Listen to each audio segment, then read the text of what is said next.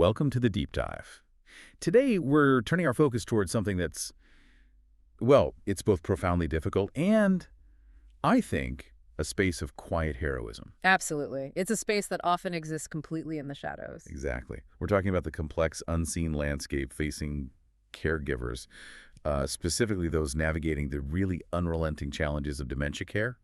We're digging into reflections on a resource that's titled, very aptly, The Forgotten Caregiver. And our mission today is really centered on what the sources call the heavy weight of love.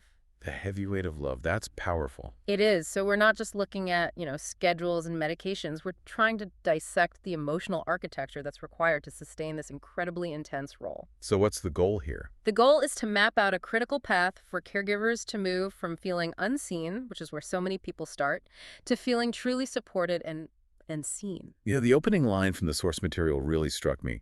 It identifies the act of caring as both sacred and quietly unseen. That's the conflict right there. It is. That inherent conflict, the sacredness of what you're doing versus the grinding daily invisibility of it all, that seems to be the core struggle. And that's why the entire message here is framed as an invitation. An invitation.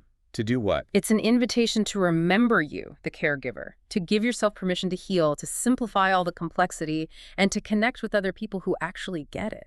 That dual burden, then, that deep love and just the profound exhaustion, it must require a very specific kind of help. It does, and the source really gets that. It understands that without addressing the inner emotional life of the caregiver first, all the practical advice in the world, well, it just becomes another overwhelming item on a checklist. That's so true. It's another thing to fail at. Okay, so to address this, the resource structures its support around five crucial transformations, or shifts, I think they call them. That's right, 5 shifts, and they're designed to tackle the most common areas of pain and struggle. So this isn't just a list of sequential advice. It's more of a whole person framework. Exactly, and it starts with radical honesty. The very first shift is moving from overwhelm to ease. And how does that begin? It begins with a raw acknowledgement that every caregiver needs to hear.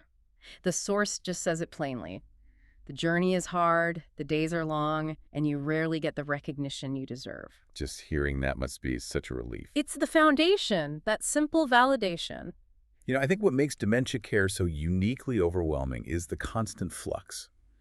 The sources point out that you're always living in these tides of constant change, uncertainty, new roles, shifting identity. Yes, that lack of fixed ground, you can never get your footing. That's the true definition of constant exhaustion, isn't it? The overwhelm. And that constant flux is precisely what drains your resilience. So the promise of ease here isn't that the job suddenly gets easy. It's not magic. Right. So what is it?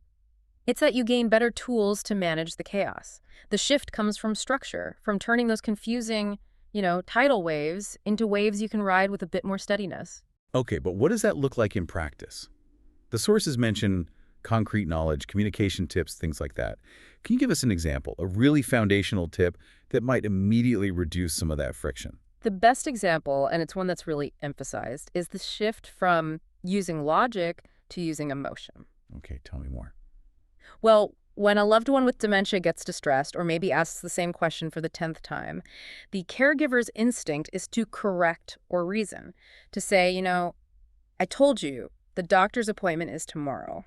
Which just leads to more frustration on both sides. Exactly. It just escalates things. The knowledge-based strategy is to validate the emotion first. You say something like, I see you're feeling anxious about the doctor, or it sounds like you miss your mother very much right now. So you're connecting with the feeling, not the fact. You're connecting with the feeling. That redirection is a caregiving strategy that can prevent a meltdown. It creates immense ease in that one moment. That is a powerful distinction. Knowledge becomes a form of emotional armor, which I think leads us directly into the next transformation, the one dealing with all that toxic self-talk, the move from guilt to permission. Oh, the guilt cycle. It's relentless, isn't it? It sounds like a constant loop in your head. It is. It's the, am I doing enough? The, should I have done more? Or what if I can't do this tomorrow? It's constantly measuring yourself against some impossible standard of perfection. And that's why that specific line in the resource feels like such a powerful antidote. It provides that external affirmation that you can't give yourself. It says, we see you, we hear you, and we applaud you for all you do. And that's more than just a nice saying, right? It's an active bestowal of permission. Permission for what? Permission to recognize your own very real limits. Permission to seek respite, to take a break. Permission to stop feeling like a failure when you inevitably fall short of that perfect standard you've set. So it's permission to be human. Exactly. The source even says that hope, in this context, isn't some defiant refusal to see reality. It's an act of love, but directed inward, affirming that you are enough, right now, just as you are. Okay, let's shift gears a little. If we move from that emotional terrain to the bureaucratic and logistical challenges, that complexity can often just eclipse the care itself. Oh, absolutely. Which brings us to the third shift, from complexity to simplicity. And the analogy they use here is, I thought, just perfect for describing this. The puzzle analogy. Yeah. It often feels like you're trying to assemble a 1,000-piece puzzle, except you're blindfolded, the pieces keep changing shape, and there's no picture on the box to guide you. The complexity is just dizzying. And it's often not even about the daily tasks, is it? It's the huge financial and legal decisions you have to make under incredible stress. That's where the real nightmare is. And so the resource tackles this by segmenting the journey into clear steps. Instead of one overwhelming mountain to climb. Right. And they focus on 4 key areas for creating that simplicity. So things like identifying early signs, learning the stages of the illness, those are crucial. But the most paralyzing complexity is usually around placement options and navigating insurance and legal issues. Let's drill into those legal issues for a second. For someone listening who might be thinking ahead, or maybe they're right in the thick of it now, what is the most bewildering part of that legal landscape that this resource helps simplify? It all comes down to timing. The critical timing. The complexity often centers on the difference between, say, a general power of attorney and a specific medical directive. Okay. And then comes this crushing realization that these documents must be established while the person still has full cognitive capacity. Before it's too late. Exactly. Once that capacity is lost, the legal avenues become exponentially more difficult, more costly, and just so much more complex. So by simplifying this, the resource pushes the caregiver to get that legal foundation secured early. So they have the authority to act before they're forced into dealing with something like guardianship court. That's the key, that insight-securing capacity while it's still available. That is truly the difference between simplicity and future trauma. And having that clarity must also impact our fourth shift, right? The one that goes from fatigue to renewal. Because that deep fatigue, it's not just about lack of sleep. It's the constant waiting. It is. The sources identify the deepest source of fatigue as the unknown, that crushing constant vigilance. You're always waiting for the next crisis. The next crisis, the next cognitive shift, the next sudden fall. It's that continuous stress response, that total lack of predictability that just erodes your ability to provide care over the long haul. So renewal isn't just, scheduling a coffee break once a week. Not at all. So how does knowledge, that map we talked about, how does that translate into genuine sustained renewal? It's about gaining agency. It's about taking back some control.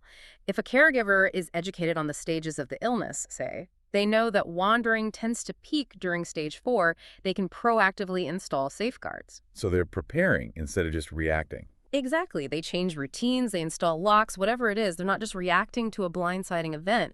That preparation allows the caregiver to move from being continually blindsided to having a sense of control over their environment. And that shift from reaction to preparation, that is renewal. It is. It lets them genuinely breathe, reset, and begin again with greater clarity and strength. And finally, that strength. Yeah. It's often found outside of yourself, isn't it? Yeah. The last shift addresses that soul-crushing experience of being completely alone in this. It's the move from isolation to belonging. The sources highlight that profound solitude that sets in.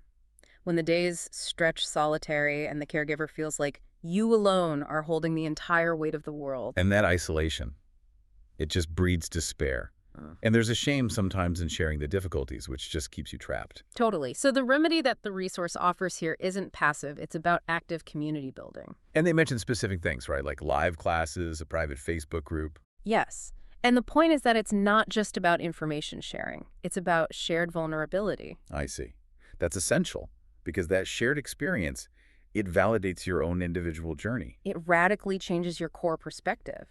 That emotional shift from feeling like it's just me struggling in silence to we're in this together, it makes the burden instantly lighter.